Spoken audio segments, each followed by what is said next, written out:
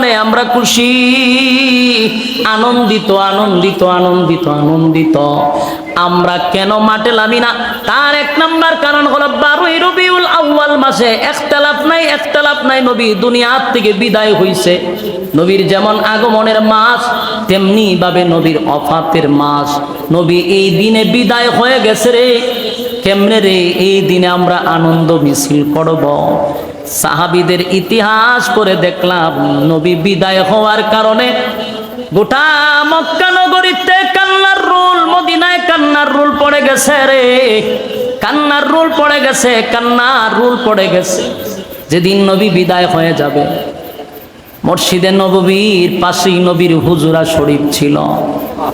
সাহাবায়ে কেরাম আসছে নামাজ পড়ার জন্য। সব সময় সাহাবীরা নবীর পিছনেই নামাজ পড়তো। নবী ইমাম, সাহাবীরা মুসল্লি। কিন্তু হঠাৎ করে একদিন দেখে ফজরের সময় নবী মসজিদে নাই। অপেক্ষা করতে করতে নামাজের টাইম চলে যাবে, কিন্তু আল্লাহর পয়গম্বর ইমামতির মুসল্লায় নবী আসে না। সাহাবায়ে কেরামরা কান্না শুরু করে দিছে, হায় রে নবী আসে না, আর কি নবীর পিছনে নামাজ পড়ব না। হঠাৎ করে তাকায়া দেখে খলিফাতুল মুসলিমিন হযরত আবু বকর সিদ্দিক রাদিয়াল্লাহু তাআলা আনহু ইমামতির মুসল্লায় দাঁড়ায় গেছে। যেই মাত্র আবু বকর ইমামতির মুসল্লায় দাঁড়ায় গেল, সাহাবায়ে কেরামরা গইরাইয়া কান্না শুরু করে দিছে, হায় রে যেই জায়গাতে নবী দাঁড়াইয়া ইমামতি করছে, এই জায়গাতে যেহেতু আবু বকর দাঁড়ায় গেছে, আর কোনদিন নবী আমাদের ইমাম হবে না। কান্নার রোল পড়ে গেল। সাহাবায়ে কেরাম নামাজ শুরু করে দিছে। আল্লাহর নবী তখনও একবার বেহুশ, একবার হুশ, কখনো বেহুশ। নবীর প্রচন্ড বুকে ব্যথা, মাথায় ব্যথা। আল্লাহর নবীর হুশ ফিরার পরে আম্মা জান আয়েশা মাতার সামনে বসা ছিল। আম্মা জান আয়েশাকে বলেন, আয়েশা রে, আমি তো ফজরের নামাজের জন্য অপেক্ষায় ছিলাম, আমার সাহাবীরা কি নামাজ পড়ছে? আম্মা জান আয়েশা কান্দে আর বলেন, পয়গম্বর আপনার অপেক্ষায় নামাজ শুরু হয়ে গেছে আমার আব্বার ইমামতিতে। আল্লাহর নবী বলেন, আয়েশা রে, আমার মাথা প্রচন্ড ব্যথা, বুকে ব্যথা, আমি উঠতে পারি না, বসতে পারি না।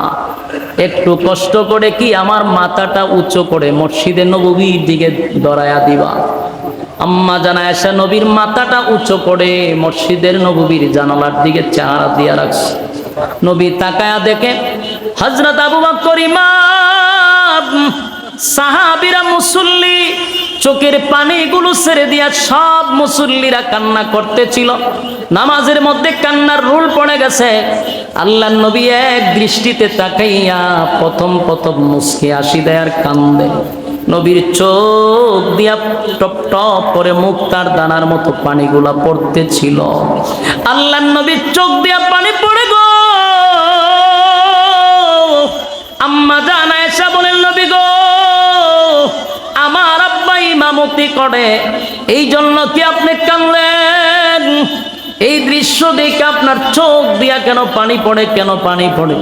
আল্লাহর নবী বলেন, আয়েশা, সব কান্না কিন্তু দুঃখের কান্না না, কিছু কান্না হয় আনন্দের কান্না, আনন্দের কান্না।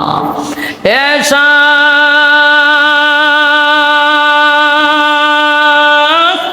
সব কান্না দুঃখের কান্না নয় গো,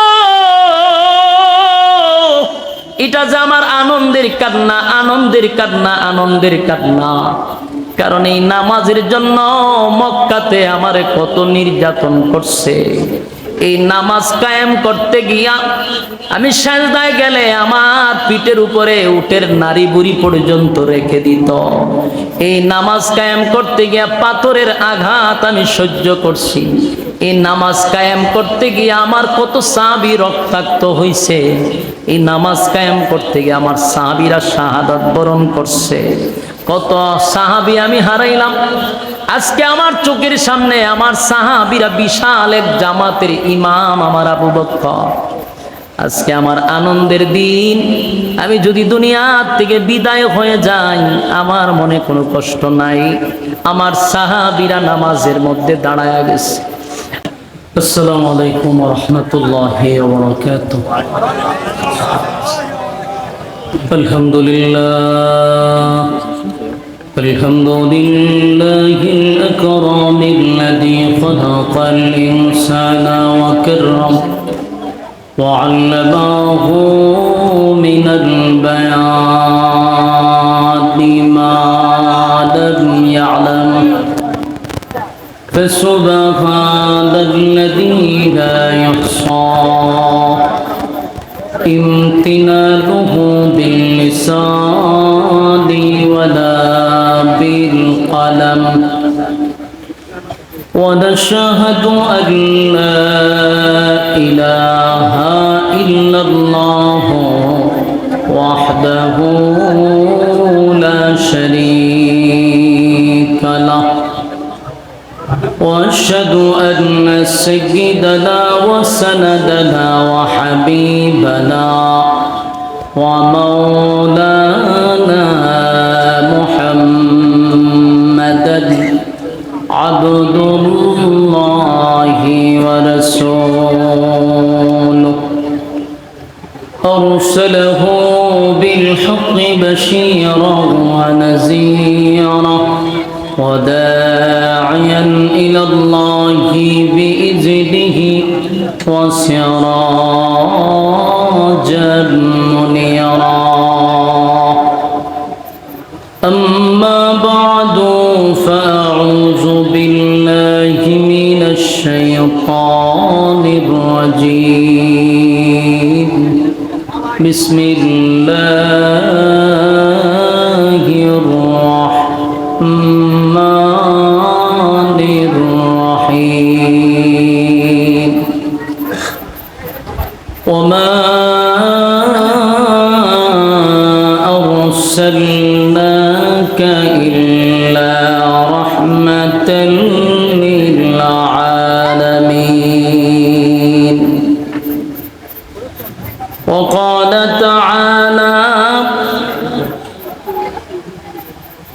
وإنك لعلى خلق عظيم وقال تعالى فلا وربك لا يؤمنون حتى يحكموك فيما شجر بينهم ثم لا يجدوا في أنفسهم حرجا مما قضيت ويسلموا تسليما وقال النبي صلى الله عليه وسلم بعثت لأتمم مكارم الأخلاق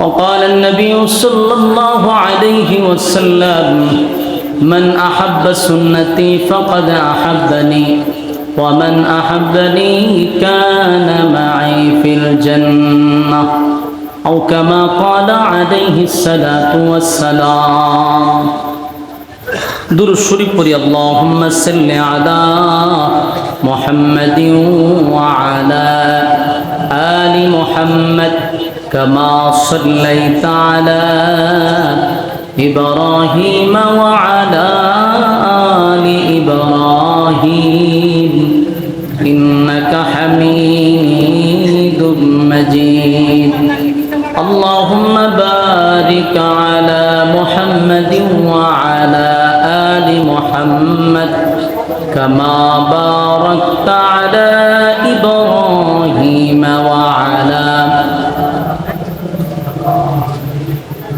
إنك حميد مجيد मेरा दिल तलब रहा है मेरे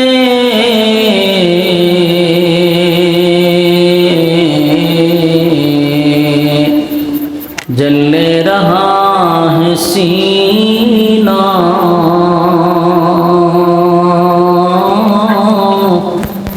दवा वही मिलेंगे मुझे ले चलो मदीना बलगल उला बिकमालिही कशफत तुजा बिजमालिही हसनत जमीअ खसालिही सल्लु अलैहि ज़िक्रे बातिन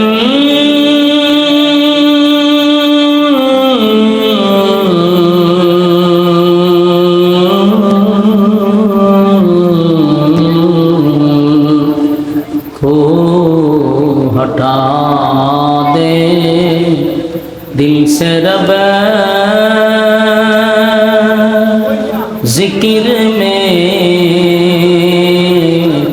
तेरे लगा दे रोज शाब ला इलाहा जोड़े ला इलाहा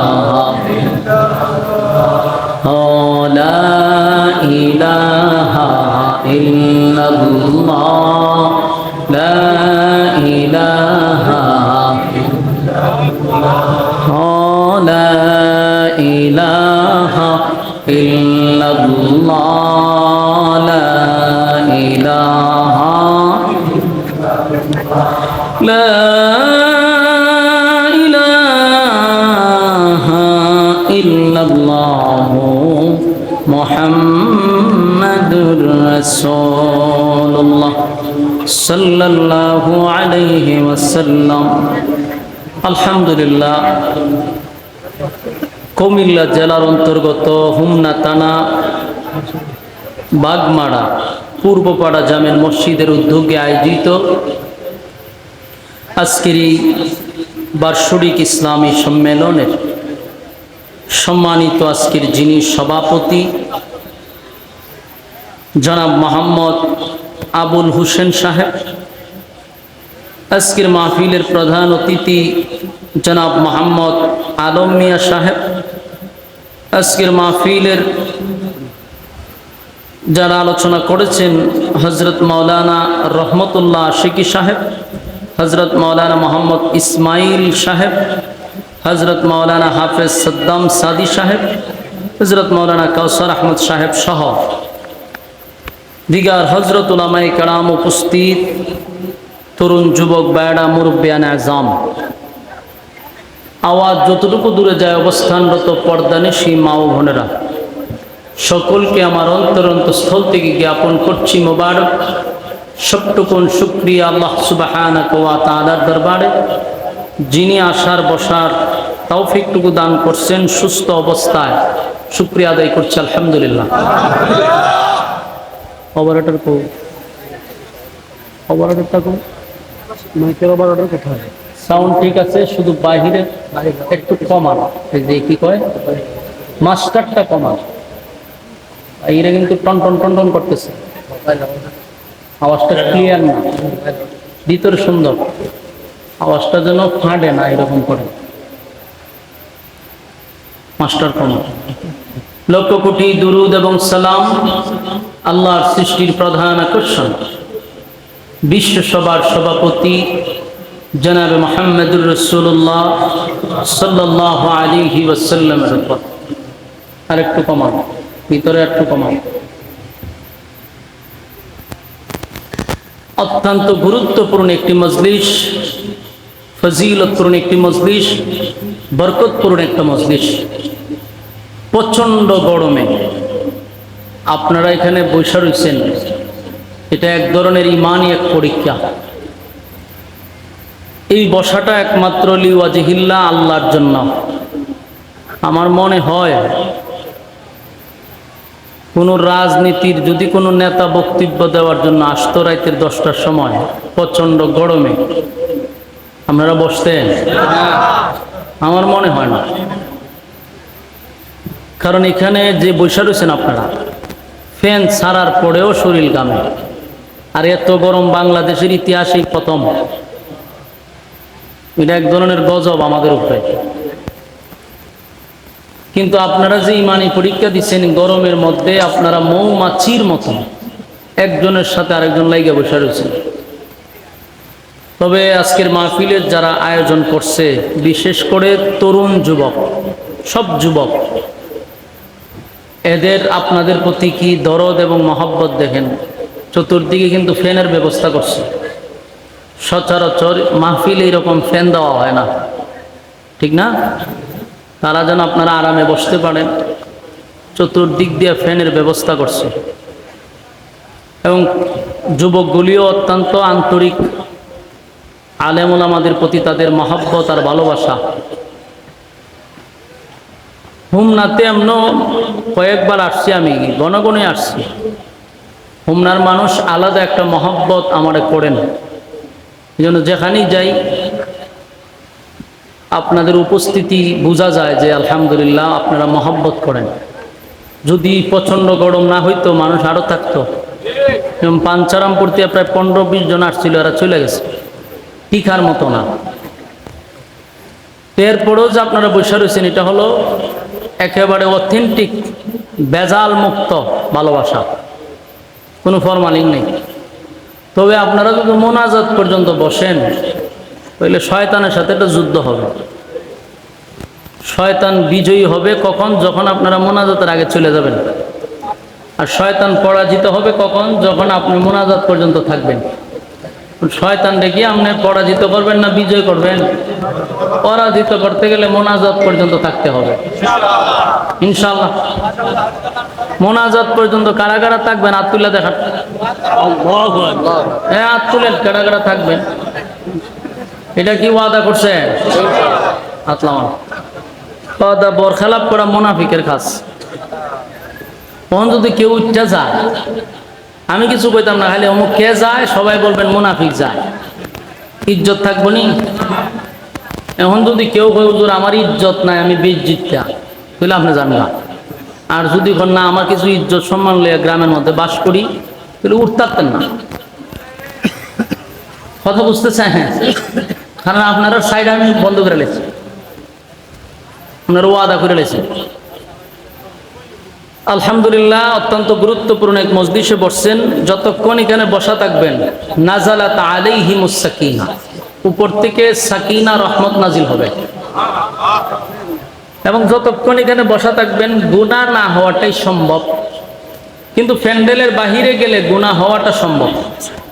তাই গুনাহমুক্ত পরিবেশ আমরা বসছি। খুশি না বেজা? সম্মানিত সুধী, এখন আসুন আমি আপনাদের সামনে মহাগ্রন্থ আল কোরআন থেকে প্রায় 3 জায়গার থেকে আয়াত পড়ছি। 3 জায়গার থেকে আপনাদের সামনে আয়াতে কারিমা তেলাওয়াত করছি। লাস্টে যে আয়াতটা পড়ছি এটা হলো সূরা নিসার 65 নম্বর আয়াত। এই আয়াত নাজিল হয়েছে একটা ঘটনারে কেন্দ্র করে, একটা বিশাল দ্বন্দ্ব, এটার সমাধান দেওয়ার জন্য আল্লাহ এই আয়াত নাজিল করছে। ঘটনাটা ঘটছে মদিনায়। এক ইহুদি ব্যক্তি আর এক মুসলমান ব্যক্তি, মুসলমান যে এটা নামদারি মুসলমান, এক ইহুদি এবং এক নামদারি মুসলমান, দুইজনের মধ্যে একটা ঝগড়া লাগছে। ঝগড়া হইল, ইহুদি ব্যক্তির বক্তব্য হইল যে জিনিসটা আমার। মনে করেন যে বোতলটা দাবি করতেছে ইহুদি তার, নামদারি মুসলমান ব্যক্তি বলতেছে এটা আমার। দুইজনের মধ্যে আমার আমার লইয়া দ্বন্দ্ব। সারাদিন যদি এরা দ্বন্দ্ব করে, এটার কোনো সমাধান হইব? জিনিস একটা দাবি করে দুইজন। তো এক ব্যক্তি বলল যে ভাই আপনারা যে সকাল থেকে ঝগড়া লাগলেন, আপনি এখন এটা আপনি হ্যাঁ বেচারা, ওইটা হ্যাঁ বেচারা, এটার যদি একটা সমাধান না হয়, বিচারের মাধ্যমে এটার একটা সমাধানে যাওয়া দরকার, একটা বিচার করা দরকার। ইহুদি ব্যক্তি বলল যে বিচার যে হইব, বিচার করব কে? নামদারি মুসলমান ব্যক্তি বলল যে বিচার যদি করতে হয় তাহলে মুহাম্মদুর রাসূলুল্লাহ সাল্লাল্লাহু আলাইহি ওয়াসাল্লাম, উনি যদি বিচার করে দেয় তাহলে আমি রাজি। ইহুদি ব্যক্তি বলল আমার কোনো অসুবিধা নাই। মুহাম্মদুর রাসূলুল্লাহ যদি বিচার করে দেয় আমি রাজি। এখন দুজনই বিচারের জন্য রাসূল সাল্লাল্লাহু আলাইহি সাল্লামের কাছে গেছে। তো গিয়া বলতেছে, আল্লাহ রাসূল, আমরা একটা জিনিস নিয়ে দুইজনে লাগছে ঝগড়া। আমি দাবি করতেছি এটা আমার, কিন্তু হ্যাঁ বেচারা কইটা হ্যাঁ, এটার তার কোনো সমাধান হইতেছে না। সমাধান আপনি কইরা দিবেন। আল্লাহ রাসূল সাল্লাল্লাহু আলাইহি সাল্লাম যখন বিচারের দায়িত্ব নিলেন, তখন রাসূল কিন্তু দেশের রাষ্ট্রনায়ক। আল্লাহর রাসূল দেশের রাষ্ট্রনায়ক, প্রেসিডেন্ট। তো রাসূল যখন বিচার করবে, এই বিচারটা কি মনে করেন বাংলাদেশের বিচার? এটা তো বাংলাদেশের বিচার না। এটার একটা তদন্ত হওয়া দরকার যে আসলেই মালটা কার। রাসূল যেহেতু বিচার করবে, এটা আমাদের দেশের বিচার না। আমাদের দেশের বিচার তো 16 বছর দেখছুনি আপনারা, তামসার বিচার। দর্শন করছে একজনে, পরের দিন যখন মিডিয়া আসছে এক মাইয়ারে দর্শন করছে, পরের দিন এক লোকরে নিয়ে দাঁড় করাইছে, কয় গ্রেপ্তার করছে। এ ভাই সাউন্ড কমান, আরো এখনো শীষ দিতেছে, বুঝেন না আপনি, টং টং করতেছে, একটু কমান। দর্শন করলো এক ব্যক্তি, পরের দিন নিয়ে মিডিয়ার সামনে করছে আরেকজনের দাঁড় করানো। যে বেচারাটা ধরছে এটা অর্ধেক প্রতিবন্ধীর মতো, এরে ফুপ পেলে ফসি মুজা, এমন ব্যক্তি কি দর্শন করতে পারে? কিন্তু মিডিয়া যখন প্রচার প্রসার শুরু করছে, তখন এরা সামনে একটা আইনা দৈরা, রাস্তার থেকে আইনা দৈরা কয়েছে, এটা দর্শন করছে। এই হলো বাংলাদেশের বিচার গেছে। যারা সত্যিকারের অপরাধী ছিল তারা মুক্ত আকাশে বেড়াইছে, আর যারা নির্দোষ তারা দেয়ালের ভিতরে থাকছে। এই হলো বিচার ব্যবস্থা ছিল। রাসূলের বিচার তার এরকম হওয়ার কথা না। রাসূল এটা খুব জোরে, এটা ভালো করে এটা তদন্ত করছে। তদন্ত করে দেখে আসলে মালটা হইল ইয়াহুদি ব্যক্তির, এটা মুসলমান ব্যক্তির না। আর মুসলমান ব্যক্তির ধারণ হইল, আমার নবীর কাছে বিচার দিছে, আমি হইলাম মুসলমান, বিচারের রায় তো আমার দিকে আইব। কারণ এরা 16 বছর যারা আওয়ামী লীগ করছে, এরা যদি মামলা করছে, এরা মামলা ডাইরেক্ট গিয়ে অ্যাকশন হয়েছে, কথা ঠিক নেই। আর যদি জামাত বিএনপি হইতো, হেফাজত হইতো, কোনো মামলা গ্রহণযোগ্য হয়েছে না। বাস্তব না বাস্তব? দলে দলে টাইনা নিছে। নামদারি মুসলমানের ব্যক্তির ধারণা হইল যে নবীর কাছে বিচার দিছে, আমি হইলাম মুসলমান, বিচার তো আমারই আইব। কিন্তু রাসূল তদন্ত নিয়ে দেখে যে মালটা হইল ইয়াহুদির। রাসূল বলল, এই মাল ইয়াহুদি ব্যক্তির, রায় হয়েছে ইয়াহুদির উপরে। তো এই ইয়াহুদি ব্যক্তি মাল লইয়া গেছে গা। রাস্তার মধ্যে নামদারি মুসলমান গিয়ে ইয়াহুদি ব্যক্তির আটকাইছে। আটকায়া কয়, দাঁড়া, মাল যে তুই লইয়া যেত জজ, এই বিচার তো আমি মানি না। দেখেন তো এখানে নাউজুবিল্লাহ আসেনি? আছে? রাসূল বিচার করে দিছে, এখন মানি না, তো এখানে নাউজুবিল্লাহ আসেনি? অন বুঝুন, আমি যে বারবার কইতাছি নামদারি মুসলমান, অন বুঝছেন নি কত নাম্বারের মুসলমান? রাসূল আরবি সাল্লাল্লাহু আলাইহি সাল্লাম বিচার করে দিছে, এখন বিচার মানে না।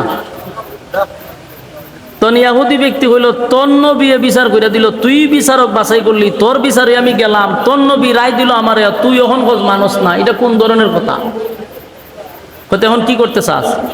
হয় বিচার পছন্দ হয়েছে না, এই বিচার আমি আবার উচ্চ আদালতে লইয়া যাবো, আপিল নি কর, আপিল করব। তখন ইয়াহুদি ব্যক্তি হয়, সর্বনাশ, সে তো খুব খারাপ লোক, বিচার করলো এর নবী, রায় ফাইলাম আমি, এখন কয়টা বলে হইতো না, আপিল বলে করবো। তেনে তুই যে খানো সেখানে যাম, কোনো না আপিল করবি? হয় আমি খলিফাতুল মুসলিমিন হযরত উমরের কাছে যাম, বালা জায়গা যাইতেছে। উমর নরম না গরম? জায়গা আমার খুব বালা করে বাছাই করছে। ইয়াহুদি ব্যক্তির মনে মনে ধারণ হইল যে আমি যদিও ইয়াহুদি, ঈমান আনি নাই, মুহাম্মদুর রাসূলুল্লাহ সাল্লাল্লাহু আলাইহি সাল্লামকে নবী মানি নাই, কিন্তু আমার বিশ্বাস আছে যে মুসলমানের বিচারটা সঠিক হয়। ইয়াহুদি ব্যক্তির ধারণা যে মুসলমানের বিচার সঠিক। ইয়াহুদি ব্যক্তির ধারণা হলো মালটা তো আসলে আমার, মাঝখানে হে বাট বসাইতে চাইতেছে। এখন যে যার কাছে কয় ইয়াহুদি ব্যক্তি তার কাছে যায়, গেছে উমরের কাছে, খলিফাতুল মুসলিমিন উমরের কাছে গিয়ে, হুজুর আমরা আইছি একটা দরবার লইয়া। দরবারটা কি? বলে এই মাল হইলো এটা আমার, ইয়াহুদি কয় এটা ইয়াহুদির, এটার বিচার করে দেন। ইহুদি ব্যক্তি কয় হুজুর বিচার করার আগে আমার একটা বক্তব্য আছে, এটা শুনেন। তোমার কি বক্তব্য? বলে এই বিচার আপনার কাছে আইবার আগে এই বিচার আপনার নবী মুহাম্মদুর রাসূলুল্লাহ সাল্লাল্লাহু আলাইহি সাল্লাম বিচার করছে, বিচার কইরা রায় আমারে দিছে, কিন্তু আপনাদের মুসলমান ব্যক্তিটা কয় নবীর বিচার বলে পছন্দ হইছে না। কার কাছে কইছে? উমরের কাছে। তুমরে মুসলমান ব্যক্তিটার জিজ্ঞাসা, কিরে ঘটনা সত্য? বলে জি সত্য। তোর পছন্দ হয়েছে না? বলে না। কেন পছন্দ হয়েছে না? না আপনার বিচার পছন্দ হইব। তো হযরত উমর বলেন, রাসূল বিচার করে দিছে, তোমার পছন্দ হয়েছে না, আমার কাছে আইছো বিচার করে দিতাম, তো তোমরা দুইজনই কেন দাঁড়াও, আমি একটু আই। উমর ঘরের ভিতরে গিয়া একটা তরবারি লইছে, আতো লইয়া ঘর থেকে বাইরিছে। বাইরিয়া কয়, রাসূল সাল্লাল্লাহু আলাইহি সাল্লাম বিচার করার পরে যার বিচার পছন্দ হয় না, আমি উমরের কাছে পুনরায় বিচার নিয়ে আসছে, তা আমি উমরের সিদ্ধান্ত হইল, আমার বিচার হইল তার বডির থেকে মাথা আলাদা করে দেওয়া। উমর আর ডাইনার ভাবে না তাকায় একটা সেট দিছে, একবারে ডাইরেক্ট বডির থেকে মাথা আলাদা করে ফেলাইছে, এক কূপ দিয়ে মাথা উড়াইলিছে। উমরের বিচার হইল এটা। ঘটনা শেষ না? শেষ না, শুরু হয়েছে। উমর তো তারে হত্যা করছে, শেষ, কিন্তু শেষ না। যেই ব্যক্তিটারে হত্যা করছে এই ব্যক্তির আত্মীয় স্বজন এরা আবার উমরের বিরুদ্ধে মামলা করছে, ও একেবারে সর্বোচ্চ আদালতে রাসূলের দরবারে আবার মামলা করছে উমরের বিরুদ্ধে, হত্যা মামলা। রাসূলের কাছে তারা গিয়া বলল, হুজুর আপনাদের ইসলাম ধর্মের ভিতরে কোথাও কি রকম আছে যা একজনে বিচার কইরা দিছে, তার পছন্দ না হইলে সে আর এক জায়গায় যাইতে পারবে না? রাসূল বললেন, না, এরকম তো নাই। বিচার পছন্দ হয়েছে না, তার যেখানে মন আছে এখানে যাক, ইসলাম তো এরকম বলে নাই। তো তাহলে আমার ভাইয়ের বিচার আপনি কইরা দিছেন, আমার ভাইয়ের বিচার ভালো লাগছে না, সে আর এক জায়গায় বিচার লইয়া যাওয়াটা তো তার অপরাধ না? তাহলে তারা যে হত্যা করলো উমরে, এখন আপনি বিচার করেন। আসছেনি দরবার? কারণ ইসলামের বিচার হলো হত্যার বদলা হত্যা, কন্যা দিয়ে হত্যার বদলা হত্যা। উমর হত্যা করছে, তো বিচার উমরকে হত্যা করতে হবে। তো এমন বড় দরবার লাগছে, মামলা তো ডাইরেক্ট হয়ে গেছে। রাসূল দেখলো যে আসলে তো এটা কোনো দোষের বিষয় না, আমার বিচারে ভাল লাগছে না, আমি আরেক জায়গায় যাবো, ইসলাম এটা বাধা দিছে না। কিন্তু উমর তো তারা হত্যা করতে পারে না। উমর যেহেতু তারা হত্যা করছে, এখন বিচার যেহেতু তার নামে মামলা হয়েছে, এখন মামলা অনুযায়ী উমররে হত্যা করা লাগে, লাগছে দণ্ড। কিন্তু রাসূল তো রায় দিব উমররে হত্যা করার লাগে, মামলা হয়ে গেছে। কিন্তু রাসূল সাল্লাল্লাহু আলাইহি সাল্লাম এই বিষয়টা নিয়ে খুব চিন্তিত, মানে একেবারে পেরেশানির মধ্যে পড়ে গেছে। এত টেনশনে পড়ছে যে উমররে তো ফাঁসি দিতেই হবে। আর উমর তো সাধারণ কোনো সাহাবী না। উমর ইসলাম গ্রহণ এমনি এমনি করে নাই, রাসূল নিজে আল্লাহর কাছে ছায়া উমররে আনছে। সুবহানাল্লাহ, আসেনি? রাসূল নিজে উমররে ছায়া আনছে, আর সেই উমর এখন হত্যা মামলার আসামি। এই জন্য রাসূল সবচেয়ে বেশি চিন্তিত। রাসূল চিন্তা করতে যে উমররে আমি আল্লাহর কাছে ছায়া না দিয়ে বিপদে বললাম, অন্ত উমররে আমার হত্যা করতে ফাঁসি দিতে। রাসূল এত চিন্তিত, এত প্রেসারে পড়ছে আল্লাহর রাসূল। ঠিক রাসূলের এই চিন্তিত অবস্থায় জিবরাইল আয়া হাজির। আয়া কয় যে আপনি কেন চিন্তা করেন, উমরের ফাঁসি দিবেন এই কারণে? আল্লাহ নিজে উমরের পক্ষে উকিল হয়ে গেছে। আপনি বিচারক, আল্লাহ উকিল, মানে আল্লাহ উকিল হয়ে গেছে।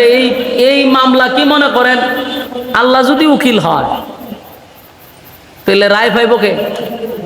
উমরের পক্ষে কি সাধারণ কেউ উকিল হইছে না স্বয়ং আল্লাহ? আল্লাহ কয় আমি নিজে উমরের পক্ষে উকিল। রাসূল আপনি চিন্তিত হবেন না। সূরা নিসার 65 নম্বর আয়াত তখন নাজিল হয়। আল্লাহ বলেন, فلا وربك لا يؤمنون حتى يحكموك فيما شجر بينهم ثم لا يجدوا في أنفسهم حرجا مما قضيت ويسلموا تسليما. এই আয়াত নাযিল হয়েছে। আল্লাহ বলেন যে হে মুহাম্মদ সাল্লাল্লাহু আলাইহি সাল্লাম, হ্যাঁ নবী,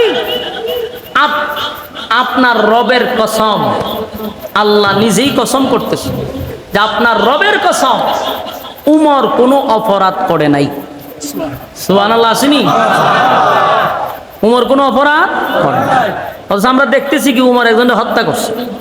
আর আল্লাহ কয় উমর কোনো নিষ্পাপ নিরপরাধ কোনো মানুষকে হত্যা করে নাই। আল্লাহ যদি কথা কয় আর নবী বিচার করার ক্ষমতা আছে? আল্লাহ বলেন আপনার রবের কসম, উমর কোনো অপরাধ করে নাই, নির্দোষ কোনো মানুষকে হত্যা করে নাই। তাহলে কেন কার হত্যা করলো? যারে হত্যা করছে সে একটা প্রতারক, সে মুনাফিক। সে প্রকাশ্যে মানুষের সামনে বলে সে ইসলাম ধর্ম গ্রহণ করছে, সে বলে আপনার উম্মত হিসাবে মানুষের কাছে সে প্রচার প্রসার করে, কিন্তু আপনার বিচার তার কাছে পছন্দ হয় না। বলুন, মুখ দিয়া যদি খালি হয়ে আমি ইমানদার, আমি মুসলমান, কিন্তু ইসলামের আইন কানুন যদি আমার কাছে ভালো না লাগে, আমি আপনি কি আল্লাহর আদালতের মুমিন হতে পারবো?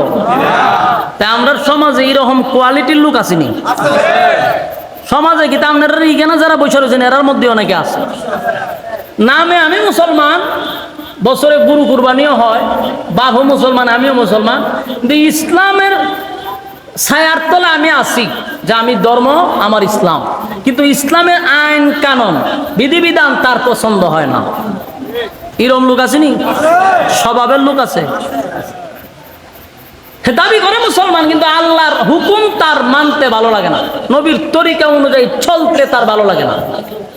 তুমি যেই ধরনের মুসলমান, ওই লোকটাও সেই ধরনের মুসলমান। এজন্য আল্লাহ নিজে উকিল হইয়া বলে সে আসলেই মুসলমান ছিল না, সে ছিল মুনাফিক, সে ছিল প্রতারক। কারণ আপনাকে নবী মানার পরে যে ব্যক্তি বলে আপনার বিচার তার পছন্দ হয় নাই, সে কোনোদিন মুমিন হতে পারে না। এই জন্য আমি এই আয়াতটা মাঝখানে কেন পড়লাম? দুইটা আয়াত পড়ছি রাসূলের সম্মান নিয়া, কিন্তু মাঝখানে এই আয়াতটা কেড়ে ঢুকাইলাম যেন শুরুর থেকে আপনার বুঝাইতে সুবিধা হয়। এখন আসুন আমার আলোচনার মূল ভূমিকায়, এই ঘটনাটার সামনে রাখতে আপনারা বুঝাইতে সুবিধা হয়। যেমন এখন বর্তমান চলতেছে কোন মাস? রবিউল আউয়াল মাস। কথা হয় না দেখি? রবিউল আউয়াল মাস, তার মানে নবীর আগমনের মাস। কথা বল না? এই মাসও যে কি দরবার লাগছে, মারা মারি ভিডা ভিডি। আজকে এবার সময় দেখি কোন জায়গার জন্য আমরা দেখলাম ওই যেটা বিজয়নগর থানা, বিজয়নগর থানা আমরা তো নাইতেছি দিয়ে র্যাব, পুলিশ, তারপরে লেগে আপনার সেনাবাহিনী, চতুর্দিক দিয়ে ঘটনা কি সব বাইরা বাড়ি এসে কি বাইরা বাড়ি জোসনে জুলুস লইয়া ঈদে মিলাদুন নবী লইয়া লাগছে মায়। এই মারামারি লাগিয়া দুই একজন আহত নিহত। চিন্তা করছে? আমার প্রশ্ন হইল, রাসূল দুনিয়াতে আসার কারণে আমরা খুশি না বেজা? এতে কোনো সন্দেহ আছে? রাসূল দুনিয়াতে আসার কারণে খুশি আমি না, শুধু আসমান খুশি, জমিন খুশি, সূর্য চন্দ্র গ্রহ নক্ষত্র পাহাড় পর্বত সাগর নদী নালা খাল বিল কীটপতঙ্গ, আল্লাহর সৃষ্টি জগৎ নবীর আগমনে খুশি। তাহলে আমি আপনি যদি খুশি না হই তাহলে আমরা ঈমান থাকবো? এজন্য সন্দেহ নাই নবী আসার কারণে খুশি। এই মাস হলো রবিউল আউয়াল মাস। রাসূলের আগমন বইলা যে আপনারা স্লোগান দেন, রবিউল আউয়াল মাসের 12 তারিখে স্লোগানটা দেন, কিন্তু আপনারা খালি যখন আগমনের মাস এখানে শেষ করে দেন, নবী যেই মাসে বিদায় হয়েছে এইটা কইব কেডা? নবীর যে বিদায়ের মাস এটা তো আপনারা বলেন না, বরং সেখানে উলামায়ে কেরাম আছে জিজ্ঞাসা করেন নবীর আগমন 12 রবিউল আউয়াল, এটা ইখতিলাফ আছে।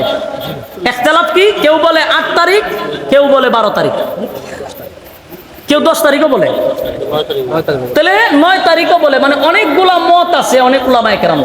এখনো 100% ক্লিয়ার না যে 12ই রবিউল আউয়াল রাসূল দুনিয়াতে আসছে। কারণ আশাটা নিয়ে ইখতিলাফ আছে, কেউ আসছে রবিউল আউয়াল মাসে, এটা 100%, কিন্তু 8, 9, 10, 12 এই হলো মতামত, ইখতিলাফ। কিন্তু 100% রাসূলের ওফাত হয়েছে 12ই রবিউল আউয়াল সোমবার দিন, কোনো ইখতিলাফ নাই। তাহলে নিশ্চিত এই মাসের 12 তারিখ সোমবার দিন রাসূল বিদায় হয়েছে, যেটার কোনো ইখতিলাফ নাই। সেই দিন বিদায়ের দিন, সেদিন আমি আনন্দ মিছিলটা করব কেমনে, আমার কলিজা দেয় কেমনে? এই জন্য আমরা অর্ধেক মানুষ দেখবেন আনন্দ মিছিল করে না, আর আনন্দ মিছিল না করার কারণে আমরা উপাধি দেওয়া হয় আমরা কাফের। ডাইরেক্ট কয় তা রাসূলের দুশমন। তুমি যদি ঠান্ডা মাথায় বালিশের সঙ্গে মাথা লাগায় একটু চিন্তা করো যে আসলে কেন রাসূলের দুশমন। যারা এদিন আনন্দ মিছিলে যোগ দেয় না, কেন দেয় না জানো? আমরা 100% জানি যে কোনো ইখতিলাফ নাই, রাসূল 12 তারিখ দুনিয়ার থেকে বিদায় হয়েছে। তো বিদায়ের ব্যথায় ব্যথিত হইয়া সেদিন আর আনন্দ হাসি মুখ দিয়ে আসে না। সত্যিকারের আশিকে রাসূলদের মুখ দিয়া হাসি আসে না, এই জন্য আমরা মাঠে নামি না। কিন্তু রাসূল আসার কারণে আমরা বেজার, এটা আমি বলবো না, বললে আমার ঈমান থাকবে না। রাসূলের আগমন যদি একটা নির্দিষ্ট ডেট থাকতো, যদি 8 তারিখ হয় সেদিন আমরা আনন্দ করব, যদি 9 তারিখ হয় আনন্দ করেন, কিন্তু 12 তারিখ আপনি আনন্দ করতে পারেন না, কারণ সেদিন 100% রাসূল দুনিয়ার থেকে বিদায় হয়েছে।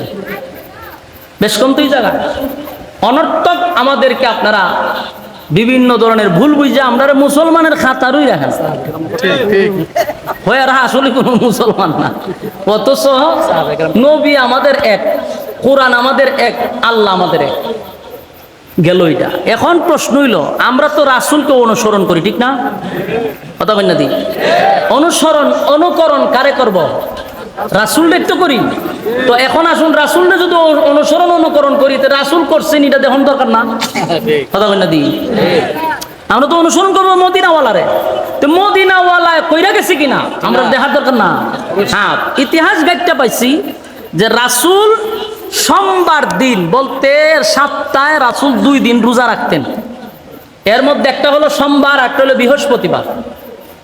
2 দিন রোজা রাখতেন কেন? রাসূল জিজ্ঞাসা করার পরে বলছে যে এই সোমবার দিনে আমার দুনিয়াতে আসা, সোমবার দিনে আমার দুনিয়ার থেকে যাওয়া হবে, এই জন্য আমি দিনে রোজা রাখি। তার মানে রাসূলের মিলাদ রাসূল পালন করছে রোজা রাখিয়া। বলুন খাইয়া না না খাইয়া? না খাইয়া। রাসূল যেভাবে করছে আমরা এইভাবে করব। এখন আসুন, আমাদের সত্যের মাপকাঠি হলো সাহাবায়ে কেরাম।